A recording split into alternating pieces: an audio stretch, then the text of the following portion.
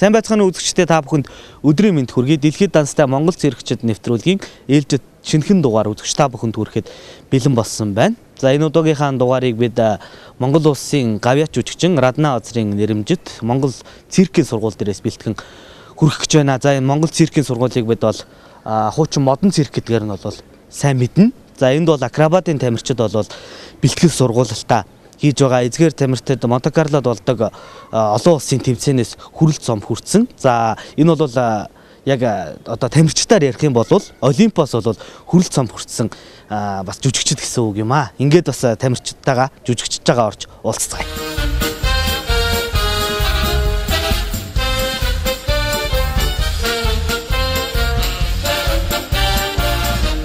За циркчийн маань бэлтгэл хараахан эхлэегүй байгаа юм байна.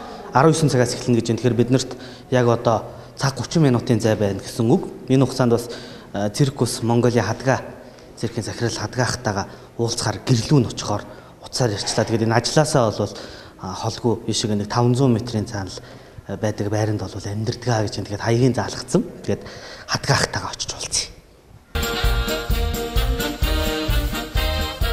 Дэлхийд данстай Монгол циркчид нэвтрүүлэг маань үргэлжилж байна. Энэ мөчид миний хажууд сууж байгаа хүнийг бол та бүхэн надаар хэлүүлэлтгүй маш сайн таньж байгаа. Энэ бол циркус Монголиа хадгаа циркийн захирал хадгаах маань байгаа. Тэгээд ямар ч үсэн энэ олон сайхан шагналыг урдаа дэлгээ тавьсан юм чинь циркийн талаар тэгээд ерөнхийдөө бас шагналуудын талаар яриагаа эхлэе гэж бодож байна.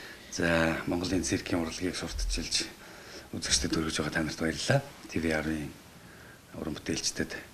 Тэгээд мэдээж энэ цомны талаар яриагаа эхлэе гэсэн учраас энэ бол одоо манай циркийн залуучуудын уран бүтээлчдийн олон жилийн нөрөх хөдөлмөр, хөлс, авиас бүх юм шингэсэн энэ сайхан хөдөлмөрийн үр дүн, үршим Монгол улсын нэрийг, Монголын циркийн урлагийн нэрийг дэлхийд одоо бахархуулж, гайхуулж, монголчууд гэдэг ямар хүчтэй, ямар авиастай энэ цирк гэдэг өрмөц урлагаар монголчууд юу илэрхийлж чаддаг юм бэ гэдэг болгоныг үнэлсэн үнэлэмжүүд мэдээж тэмцээн гэдэг бол олон янз байдаг. Монголд бол одоо дэлхийн олон орны циркчд бол Олимп гэж Монте Карло жишээлбэл Монте Карлод одоо акробатын төрлөөр бидний Монгол улсад анх авч ирсэн хөрөл алиалагч гэдэг энэ одоо том орхим том 3 дугаар ор гэсэн үг тийм 3 дугаар барийн цом байна. Энэ бол акробатын төрлөөр бид Монголд одоо Монгол улсын одоо циркийн төвхөнд анхудаа энийг авч ирсэн. Монгол ерөөсөө ганцхан хайд.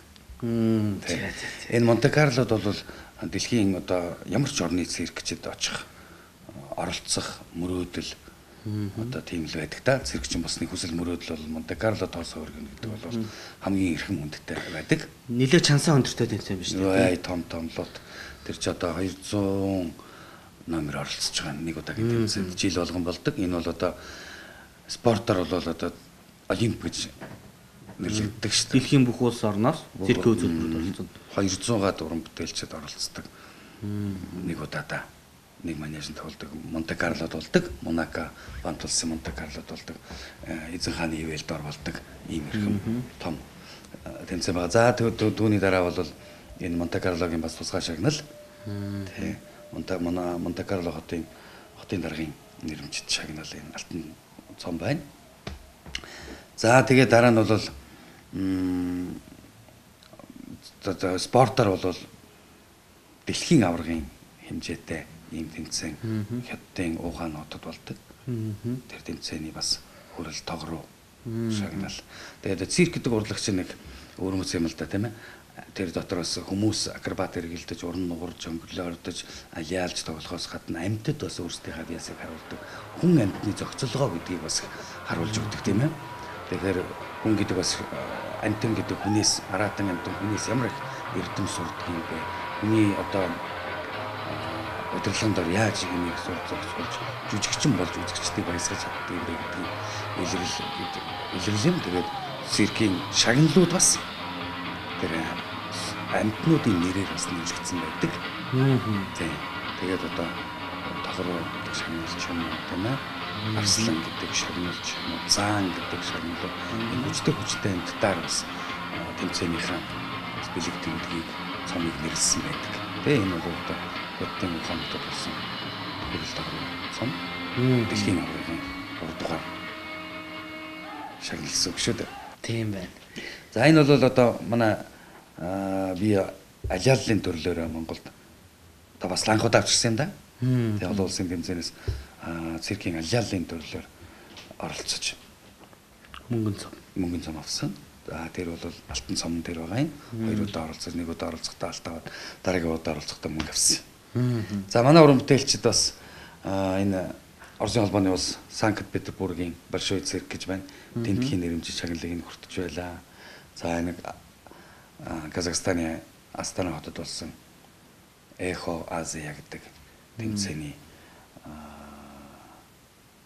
алтан хүн гэдэг шагнал энэ алтан цомыг бид бас авлаа. Энэ бол жүжигчдийн циркчдийн нөрөх хөдөлмөр хөлс шингэсэн энэ үр дүнгууд шүү дээ. За энэ бол Бухарестийн тэмцээний шагнал байна. Энд бас Бухарестийн тэмцээний тусгай шагнал байна. Энэ Казахстаны шүүгчдийн нэрмжиж шагнал байна. Хамгийн сүүлд бид сая Арабын нэгдсэн улсын Оман гэдэг улсын Мускат гэдэг фестивалд оролцоод ирлээ л дээ. Өвлийн фестиваль. Тэнд бол өвлийн фестиваль гэхдээ нэмэх 25 градусын халуунд болж болдго юм байна. Тэр дулаан хооронд бас бид Монголын циркийн урлагийг анх удаа тэнд сурталчилж олон улсын фестивалд оролцлоо. Тэгээ Мускатын энэ бэлэг тэмдэг болсон энэ махар сэлэм байна тэнд. Тэгээ энд бол манай жүжигч соёлын төргийн ажилтан Дашкагийн жонглёр. За жүжигчин Бебегийн хөлөөр шидэгч цагир гарнаадагч. За уран нуграач Сэлингэ номын нарын уран нугралтын үзүүлбэрүүд энэ төр оролцож. Тэнд олон улсын хүмүүс оролцож байгаа юм л да. Тайзан дээр 10 хэдэн тайзаасан орон болгоны өөрийнх нь тайзнууд дээр өөрийнхөө үндэсний тоглолтуудыг циркийн тоглолтуудыг илэрхийлсэн сарын дорш хүргэлжилдэг фестивал болж тэнд оролцоод ирлээ. Иймэрхүү амжилтуудаар манай Циркус Монголын хадгалт циркийн уран бүтээлчид одоо энэ бид байгуулагдаад 10 жил болсон байна. Энэ 10 жилийн хугацаанд бид чамлалтгүй их хөдөлмөр зарцууллаа. Монголын циркийн урлагийг Монгол улсын дэлхийд дахинд энэ олон тэмцээнүүдэд оролцож өөрсдийнхөө Монгол гэдэг нэрийг хамгаалж Монголын талбайг олон орны манежинд олон орны циркийн жүжигчдтэй мөр зэрэгцэн мандуулж чадлаа. Тэгэхээр энэ бүгдийг бас яаж бий болгож ийн одоо тусламж дэмжлэг ер нь юу вэ? Ямар юм тусламж дэмжлэг явах зүгээр бид хийсэн ажиллаараа л тэгэл урамшиж хийсэн ажиллаараа өөрийнхөө хөл сүчийг үнэлүүлж хийсэн ажиллаараа л цаашдынхаа ажлыг одоо базааж ингэж л явдаг л да. Бид өнөөдөр хэр сайн тоглолт хийж чадна, хэр сайн уран бүтээл хийж чадна. Төдий чинээгээрээ зах зээлд, төдий чинээгээрээ нэртэй хүндтэй олон газрын манежинд Монголын нэрийг мандуулах. Ерөөсө бид сайн хийж чадах юм бол сайн хөлсөө гаргаж, сайн сэтгэл зүрхээ зориулж чадах юм бол сайн уран бүтээл гаргана. Сайхан үзүүлбэртэй байна. Тэгэхээр ер нь одоо циркчдийн маань олон улсын тэмцээн уралдаанд одоо явхад за мэдээж тоглолтоорч олон явдаг л байгаа тийм. Энэ бүгдэд явхад ер нь хамтарч ажилладаг байгууллага ч юм уу эсвэл улсын дэмжлэгч гэдэг юм уу тиймэрхүү зүйлсүүд байдаг уу? Байлгүй яах вэ? Бид одоо урдан тэгж тусламжийн дэмжлэг гэж гүйж явдаг ухаанаа олдгүй байж. Тэгээ сүүлийн үед бол бас тусал дэмждэг тийм хамт олон байгууллагууд бол бас зөндөө байна. Одоо жишээлбэл биднийг одоо дэлхийн аваргын тэмцээнд явах гэж бэлдэж байхад шиндвэл компани хамт олон маш их дэмжсэн, маш их сэтгэлийн туслалцаа үзүүлсэн. Тэгэхээр үнэлж оршгүй бид циркчдийн энийг нөрөө хөдөлмөрийг ойлгодог тийм ах дүү нар байдаг гэдэгт үнэхээр их баярлсан. За мөн соёл спорт аялал жуулчлалын яам бидэнд бас сайхан сэтгэлийн гараа сунгасан циркийн урлагийг дэмжсэн. Үнэхээр их баярлдаг. Дөлгөө нуур компани хамт олон бидэнд бас их тусалсан. Тэгэхээр энэ цомын талаар ямар үзүүлбэрээр ав? Манай ямар залуучууд оролцож байгаа? Тий, манай Монте Карлогийн хүрээлэнтэй тий цомыг авсан залуучууд шийдгэр залуучууд одоо яг л манай Монголын циркийн яг өнөөгийн энэ цагт гялалзаж яваа, гайхуулж яваа чадвар чансаа биеийнхаа цирк бол гоо сайхны урлаг гэдэг шүү дээ. Тэгэхээр гоо сайхан бүрдсэн бүх юм бүрдсэн залуучуудыг л шилж авч л энэ үзүүлбэртээ ашигласан л та. Тийм техник мөн бяр чадал авахгаалж бүх юм л зохицуулагдсан сайн мэрэгжилдээ сайн залуучууд л оролцсон л доо. Тэгээд Монте Карлод очиход бид нэр 12 жүжигчний бүрэлдэхүүнтэй үзүүлбэр бэлдсэн л дээ. Та цуг явсан тий? Тий. Цуг явсан. 12 жүжигчний тоглолтыг 12 минутанд багтааж. Энэ бол 12 минутанд нэг үзүүлнэ гэдэг нь том ачаалал л да. Тэр олон минут. Ерөөсө циркийн үзүүлбэрүүд бол 6-7 минутын хооронд байдаг байхгүй юу? Хамгийн дээд нь. Тэгэхээр 12 минут гэдэг нь дахин нэг нуулцсан байна гэдэг чинь. Тэгээд тэр дотор олон янзын төрлүүдийг шигтгэж хүч тамирын төрөл байна, акробатын төрөл байна, орон нугралтын төрөл, бүжгийн одоо хэсэг гэдэг ингээд олон хэсгүүдийг нийлүүлээд за ингээд ийм үзүүлбэр хийж оролцсон л доо. Strong да. Үзүүлбэр Strong Voltage гэдэг нэртэй. За энд одоо хүч тамирын гайхамшигар одоо манай Монгол улсын соёлын төрөмний ажилтан Сүлдбаатар гэдэг залуу жүжигчин маань шүдэрээ 350 кг өргөх. Ерөөсө тэмцээн харин альва нэгэн уран бүтээл хүнд юу хүргэх вэ? Юу хамгийн түрүүнд бэлэг өрөх вэ? Энэ тодорхой юмнуудыг үзэгчдээс том хүнэлт авна гэдэг нэг л тийм урдаа зорилго байна да. Энэ зорилгыг бид нэр тэр Сүлдбаатарын шүдэрээ амаараа 350 кг өргөх энэ хэсэг 350 кг чинь бас их биш үү? Энэ хэсэг тэгээд акробатын төрөл дээр одоо бас шинэ нээлт хийсэн бид нар 2-3 сонин содон төрөг үзүүлбэрүүдийг биднээс гүйцэтгсэн. За тэгээ найруулга тавилтын хувьд бас бид нар содон байхыг хичээсэн, хөгжим дууралтын хувьд бас онцлог байхыг хичээсэн. Манай хөгжмийг бол өсөлттэй хамтлагийн хөөмийч хуурч зоргогийн зохиолоор бид нар зоргогийн дуу хоолой хөөмийгээр бид нар хөгжмөж хэмжилсэн. Манай аранжировкийг энэ студийн рахман хийж өглөө. За бүжиг дэглэлтийг солиулгын асуудлыг багш Монгол багш тавилаа.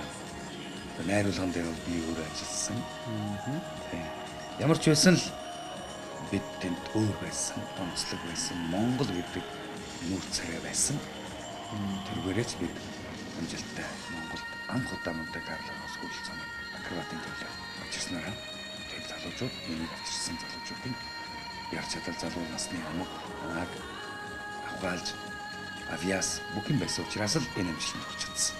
Тэгээд яг одоо мэдээж за Монгол улсын одоо тамирчид байр эзэрлээ гэл Монгол улсын циркийн жүжигчид одоо байр эзэрлээ.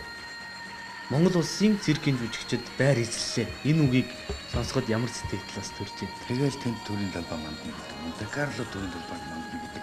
Бидний өмнөх 73 жил хөгжсөн циркийн анх үүсгэн байгуулсан тэр арднаа базар нацаг гомд нарийнч мөрөөдлөл байсан. Тэгэхээр бид үндэслэн байгуулагчийн мөрөөдлийг биелүүлж чадсан. Одоо өнөөдрийг хүртэл хийж ирсэн анхны жүжигчдийн мөрөөдлийг биелүүлж чадсан. Эднээс хойш их залуучуудын ч гарааг замыг нээж өгсөн. Мэдээж тэнд Монголын талбай мандуулаа зогсож байгаа. Тэгээд тэндний одоо Монакра мандуулсан эрхэмсэг хүнчээс манай жүжигчдийг аваад зогсож байгаа. Амар ширхэрч зогссон. Ард нь бид дээлийнх нь захыг бас мушгаал зогсож байхдаа бас ширхэрэл зогсож ирсэн. Хүндэл байдаг юм лээ. Том тэмцээн гэдэг бол дэдээс маа жүжигчд маш гачаалдаг. Маш их стресст оруулдаг. Маш хүнд юм билээ тийм. Дэлхийн том одоо хамгийн том дээд зэрэглэлийн хамгийн шилдэг зөвлөсөн байсан учраас маш хүнд. Тэгэхээр дэлхийд данстай Монгол циркчид нэвтрүүлгийн бас өмнөх дугаараар акробатын үзүүлбэр үзүүлдэг ахтуу хоёр залуу бас орж исэн л да. Зол хоёр зол баясгалан гэдэг. Тэгээд баясаа болохоор хэлж байгаа байхгүй. За ингээ манай найзууд за чи ингээ циркийн урлагт ингээ зүтгээд ахын хизээ соёлын тэргүүний ажилтан болох гэж байна гэж найз нь асуусан гэж байгаа.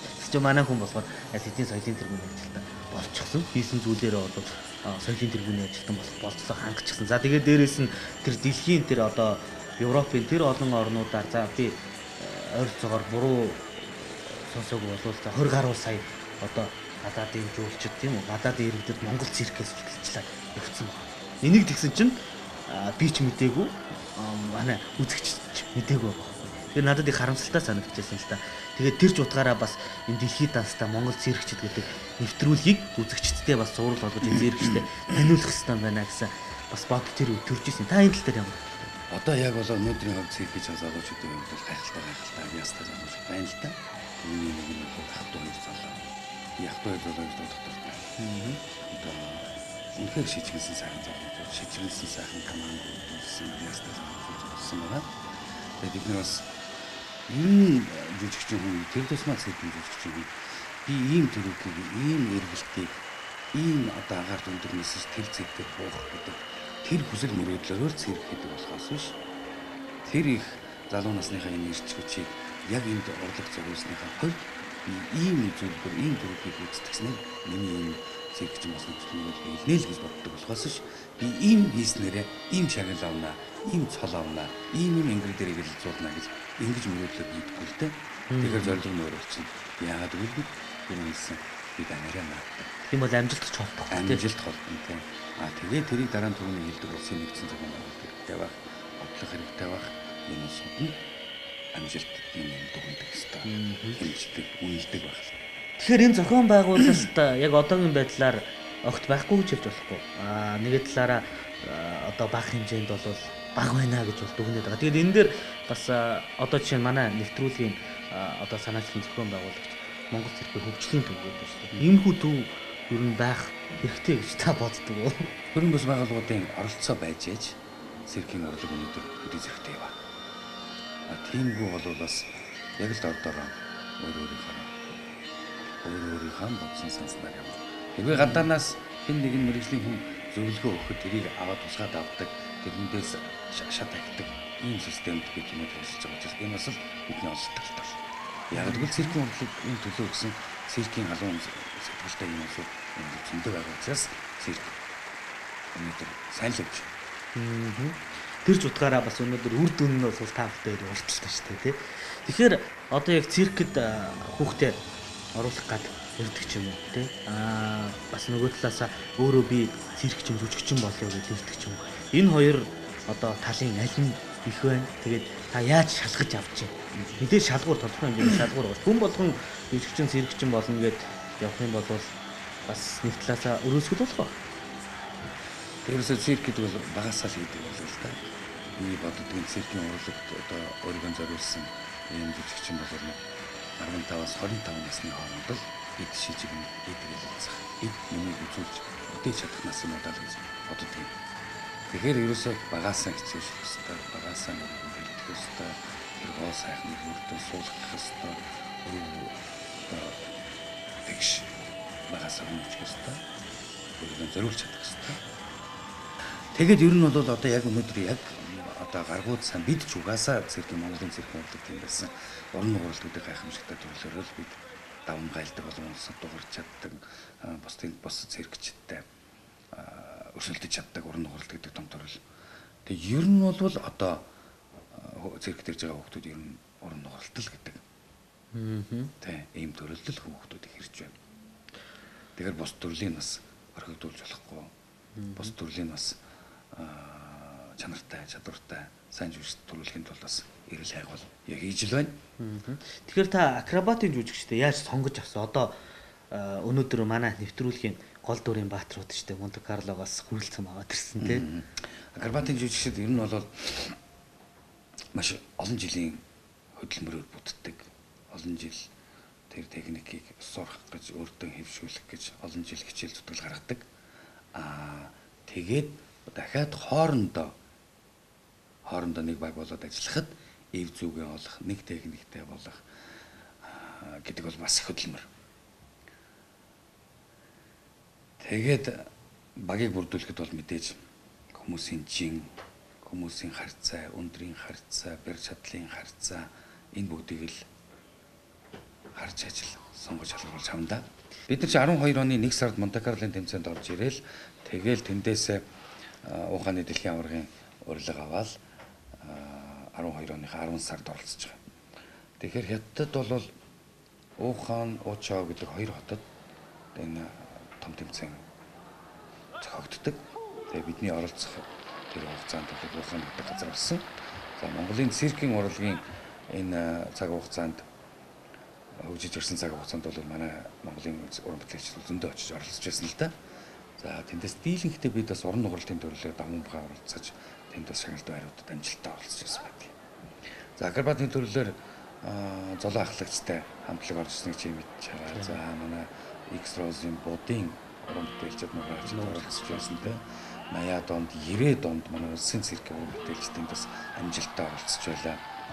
За тэгээд бид бас шидэлтэй акробатын төлөөр Storm гэдэг үзүүлбэрээр очиж оролцож энэ хөрөл тоглоо гэдэг замыг хооронд авчирсан да. За хадгаах ямар ч тач бас гэртээ урьж авчираад энэ сайхан шагналуудаа бидэнд манай үзэгчдэд үзүүлсэн явдалд баярлалаа. Тэгээд энэ сайхан цайгаар байсан явдалд баярлалаа. За баярлалаа. За Монголын циркийн урлагийг түмэн олонд хүргэж байгаа та бүхний ажил үйлс амжилт хүсье. Тэгээд залуучууд маань одоо бэлтгэл сургуультаа хийж байгаа. Тэгээд бас залуучуудынхаа бэлтгэл сургуулийг хоёулаа үзэж болно үстэй. Тэгдэг байна. Монгол улсын гавьяач жүжигчин Радна Озрын нэрмжит Монгол циркийн сургуулиас нэвтрүүлэг маань үргэлжилж байна. Дэлхийд данстай Монгол циркчтэй энэ мөчөд уулзсан байна. За тэгэхээр хадгаахаасаа бид залуучуудтай уулзах зөвшөөрөл авсан. Тэгээ бэлтгэл дээр нэрээд бас ярилцлага хийгээрэй гэсэн. За Дашкагийн хувьд Монте-Карлод бас тэмцээнд оролцсон байгаа тий. Тэгэхээр тэмцээний талаар бас яриагаа шууд эхлэе тий. Шууд тэмцээний талаас. За тэгээд 2011 оны 1 сарын 19-нд бүгд найрамдах Франц улсын Монако бонд тусад болдог Монте-Карло тэмцээнд манай Циркус Монголын хадгаа циркийн уран бүтээлчид 12 жүжигч очсон байгаа. За тэгээд тэнд Монте-Карлод оролцсон 52 улсын улсаас одоо манай циркийн хамт олон манай жүжигчид handball dish strongman гэдэг үзүүлбэрээр хөрөл алиалагч замыг Монгол улсад авчирсан.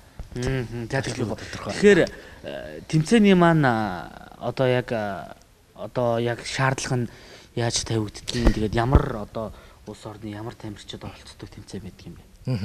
Монте-Карло бол бидний хувьд бол маш том тэмцээн байсан. Анхны бөгөөд хамгийн том тэмцээн. Циркчин хүн болгоны хүсэл мөрөөдөл тэнд шингэсэн байдаг тийм сайхан менежтэй газар. Тэгээд тэдний шаардлага гэвэл маш өндөр юм билээ. Бид нэр анхны програм хийх гэж явж байхад бол 8 улс шууд програм дээрээс бутсан, нутаг бутсан. Чиндам өрөөд зарим нь уйлж илээ, зарим нь үнэхээр юу ч ярихгүй чиндамаач ирээд шууд менежнээс гараа явж илээ. Яг гэвэл програм гэдэг бол тийм ээ генералын програм явж хахад ямар нэгэн алдаа ч юм уу тийм ээ ямар нэгэн тэр шүүгчд таалагдахгүй бол тэнд ямар ч цаашаа үргэлжлэх юм байхгүй. Шууд тэмцээний наан програм дээрээс за баяртай та нар гэрлэг гараарай гэж явуулчихдаг. Тийм айхтар. Тэгээд 8 улсын жүжигчид тэндээс менежнээс буцаж исэн. Тэр үед бол нэлийн сандарч исэн. Ингээ буцчихвол яанаа л гэж бодож исэн. Тэгээд амжилттай оролцсон да. Тэгэхээр одоо яг акробатын жүжигчин гэдэг одоо мэрэгжил бол эрсдэлтэй шүү дээ. Тэгээд дээрэс нь байнгын бэлтгэл сургуульд хэрэгтэй. За тэгээд энэ дунд бол эрсдэл гэдэг үгийг би ахин дахин хэлмээр санагдаад байна л да. Ягаад уг мэрэгчлийг сонгох болов? За акробатын төрлөө. Би ер нь багада өөрөө их өсөрч хараадаг хүүхдээсэн. Тэгээд анх циркэд 1997 онд Монгол Улс соёлын тэргүүний ажилтан Батбаяр гэдэг Батбаатар гэдэг багш дээр очиж анх шав болж исэн. Тэгээд 97 онд анх менежмент хөл тавиад тэрнээс хойш акробатын төрлөөр одоо хөдөлгөөртөл явж байна да. Тэгэлгүй яах вэ? За Батбаяр яах вэ?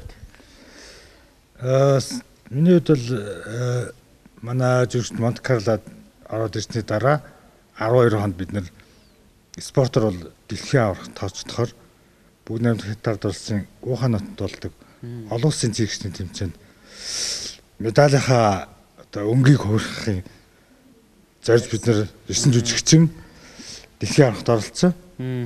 За энд бол 21 орны 100 гаруй жүжигчд оролцсон. Тэгээд Монте-Карлогоос ялгагдах юм юу гэхээр зүгээр бидний зорилго бол медалийнхаа өнгийг хувирах зорилготой оролцсон. Тэгээд дэлхийн авраг маань бол өөрөө болохоор зохион байгуулалт нэг сони юм билээ. Ямар зохион байгуулалтыг гэхээр Монте-Карло болох нэг шалгаруулад хасагдсан ингээд тоглолтонд орохгүй гэж цаашаа тий шалгасан медалийнхаа төлөө ингээд явцдаг. Дэлхийн аврагын болохоор ерөөсөө тэр програмд орсон бүх номерууд ингээд тоглоал яваад А Б хэсэгт ингээд хуваацсан. Тэгээ хамгийн сүүлд хаалтын өдөр болонгууд ерөөсөө шагнал гадуулах юм давцсан медаль цомоод энд бэлдсэн байж байгаа л ерөөсөө ийм номер гэл дууц гарч гэл зүгээс тусгай шагналаас нэг эхлээл дээдлийн шагнал хүртэл нөгөөл тэгэл Циркус Монголын хадгаа гэл манайх Storm гэдэг шуурга гэдэг нэртэй югаар орсон юм байгаа. Номероор орсон шидэлтэй акробат номероор орсон. Тэгсэн чинь манай нэрийг дуудсан чинь манайх медалийн маань өнгө хувираагүй хүрэл дээр бодсон байсан. Тэгээд дараа дэлхийн энийхээ олимпиада дараа бид дэлхийн аврагт оролцоод тэгж 12 онд хүрэл медаль эх орондоо авчирсан. Батбаярын хувьд бас олон сайхан залуучуудтай тэгээд бас циркийнхаа урлагийг хөгжүүлэх гээд за акробатын жүжигчний мэрэгжлийг сонгоод явж штэ. Тэгэхээр ийм залуучуудтай ажиллахад ер нь бас эрч хүч авдаг бах тий. Би Циркс Монгол хадгалах компанид тасалжуулж багшийн албыг хасж байна. Тэгээд энэ би одоо 6 жил энэ сайхан залуучуудтай ингээ гар нийлж ажиллаж байна.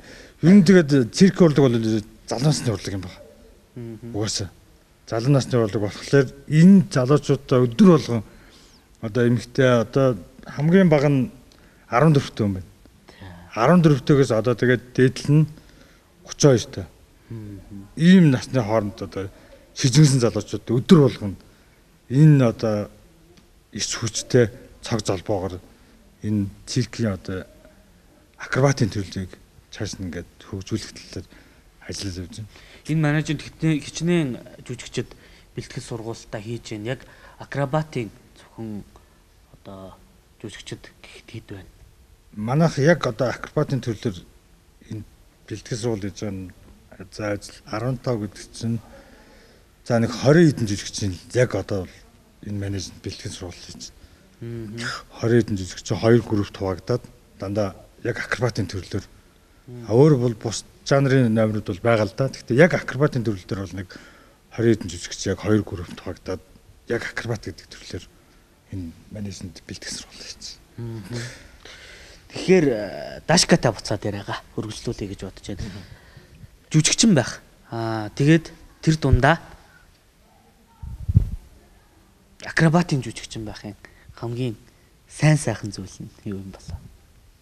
Би ч өөрөө аюу олон төрөлд жанрд ордог болохоор тэгээд миний хувьд бол акробатчин гэвэл одоо хэл эр зориг, их авьяас, их мэдрэмж шаарддаг.